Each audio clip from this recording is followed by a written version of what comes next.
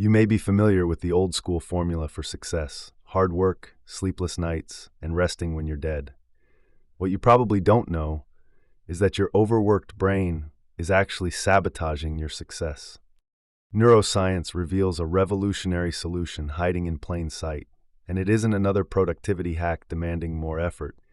It's the opposite. Discover why your most brilliant ideas arrive during walks, not while staring at screens. Learn how elite performers use strategic laziness to outshine their competition. And uncover the shocking truth about your brain's default network, a powerful system that only activates when you stop trying so hard. Picture this. You're stuck on a difficult problem at work, staring at your computer screen for hours. Frustrated, you finally give up and take a walk. Suddenly, mid-stride, the solution hits you like lightning. Sound familiar? There's actually profound neuroscience behind this everyday miracle. When you think you're doing nothing, your brain is actually throwing a party. Scientists have discovered something called the default network, a circuit of neurons that springs into action the moment you stop focusing on demanding tasks. This network spans across your brain's frontal, parietal, and temporal lobes, and it's only active when your mind is free to wander. Think of it as your brain's screensaver, except instead of just looking pretty, it's boosting your creativity, problem-solving abilities, and emotional intelligence. Research reveals some eye-opening truths about letting our brains rest. In one study, people choosing the best car from 4 options performed significantly better when they took a break and thought about unrelated things, compared to those who concentrated intensely on the decision. Another study with medical professionals found that doctors and nurses who took a 40-minute nap during their 12-hour shifts dramatically outperformed their continuously working colleagues on attention tests and medical procedures. The magic number? Even just 20 minutes of rest can enhance your performance on creative tasks, while 30 minutes can boost problem-solving and verbal reasoning. A comprehensive analysis of studies found that 73% of all problem-solving research shows positive effects after rest periods ranging from 30 minutes to 24 hours. This insight challenges our culture's obsession with constant productivity. The lesson isn't to become lazy, it's to become strategically restful. Your brain's default network is like a muscle that needs activation, and the best way to activate it is to do less, not more. A German doctor was walking along the Welsh coast on Christmas Day when he suddenly slipped on a stone and broke his leg. As he lay there in agony, Jens Fuhl had a shocking realization. His accident wasn't just bad luck. It was the inevitable result of months of overwork that had impaired his memory, concentration, and coordination. This isn't just one person's cautionary tale. We're facing a global work pandemic. Working more than 55 hours weekly causes 745,000 deaths each year from strokes, heart disease, and respiratory conditions, a 29% rise since 2000. Your brain operates through 2 competing networks that function like a neurological seesaw. The executive network, your work brain, handles focused tasks, decision-making, and problem-solving. Located primarily in your prefrontal cortex, it springs into action every time you concentrate, multitask, or tackle cognitive challenges. Think of it as your brain's CEO, managing everything from morning routines to complex presentations. But here's the crucial insight. This network has limited capacity. When overloaded with work, your brain's frontal cortex actually becomes thinner, accelerating the aging process. Your fear center, the amygdala, expands while stress chemicals flood your system and damage neural connections. The result? You become an exhausted, frightened person, unable to plan, focus, or learn effectively. Meanwhile, your default network, the rest brain, only activates when you're not focused on demanding tasks. This network handles reflection, creativity, autobiographical memory, and future planning. It's like having a brilliant background processor that solves problems while you're not consciously trying. But our always-on culture keeps the executive network constantly engaged, starving the default network of crucial activation time. The most insidious part? Technology tricks us into thinking we're resting when we're actually keeping our executive networks fired up. Scrolling through social media feels like a break, but it's actually feeding our brains a constant stream of novelty that triggers dopamine hits and prevents genuine rest. We're essentially being neurochemically groomed into staying perpetually on. The solution? Learning to take actual breaks. In the next sections, you'll find out how to do exactly that. How often do you find your mind trailing off during a long workday? You're mechanically answering emails when suddenly you start mentally planning next weekend's hiking trip or solving a work problem that's been nagging you. Most people would call this distraction. Neuroscience calls it one of your brain's most powerful tools. We spend between 25 to 50% of our waking lives with wandering minds, letting our thoughts drift into memories, fantasies, or creative problem solving. For centuries, this mental meandering has been dismissed as lazy or unproductive. Schools discourage it, workplaces try to eliminate it. But research over the past 15 years reveals a stunning truth. When used wisely, mind-wandering enhances intelligence, creativity, social empathy, and emotional processing. It strengthens neural connections, improves blood flow, and reduces risks of depression and dementia. Your wandering mind isn't broken. It's brilliantly designed. The secret lies in understanding when your brain's default network truly activates. This happens during what scientists call task-unrelated thought. Those moments when your conscious attention disconnects from immediate demands and explores inner landscapes. The brain region most involved is the medial temporal lobe, which handles visual perception, emotion, memory, language, and creative thinking. Here's where it gets fascinating. Mind wandering serves an evolutionary purpose. When you're stuck in unrewarding work, your brain performs an unconscious cost-benefit analysis, essentially asking, is this worth it? If the answer is no, it signals your default network to search for something better. This explains why higher wages can improve focus regardless of job satisfaction. Your brain literally calculates whether the reward justifies the effort. Mind wandering also functions as a neuronal reset button. When your brain cells become depleted from constant focused work, they need energy restoration. This is exactly what mind wandering provides. This explains why people who mind wander during repetitive tasks consistently outperform those who force continuous focus. So the next time your mind drifts at work, let it drift for a while and see where it takes you. The second revolutionary insight about your brain involves its relationship with nature. Modern humans spend 90% of their time indoors, and 3/4 of children now spend less time outside than prison inmates.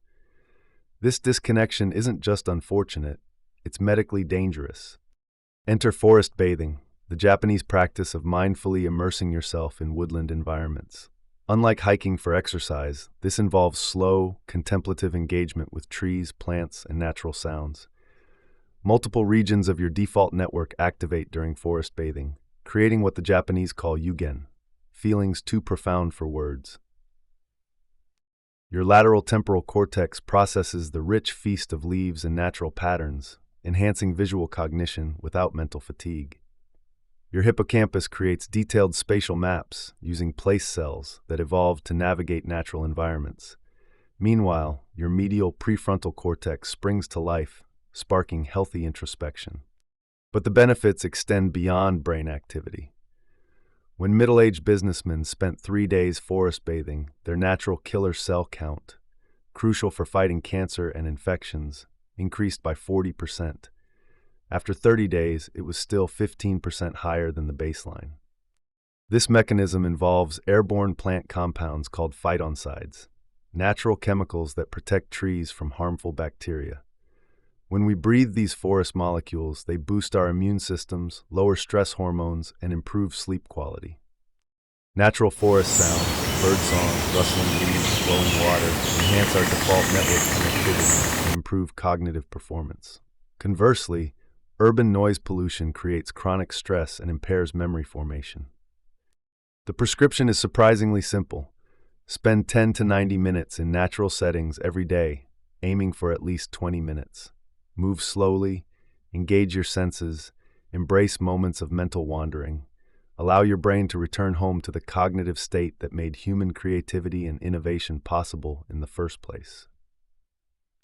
Would you rather receive an electric shock or spend a few quiet minutes alone with your thoughts?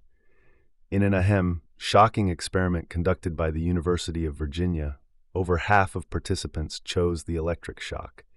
It reveals just how much we've lost our ability to be comfortable in solitude.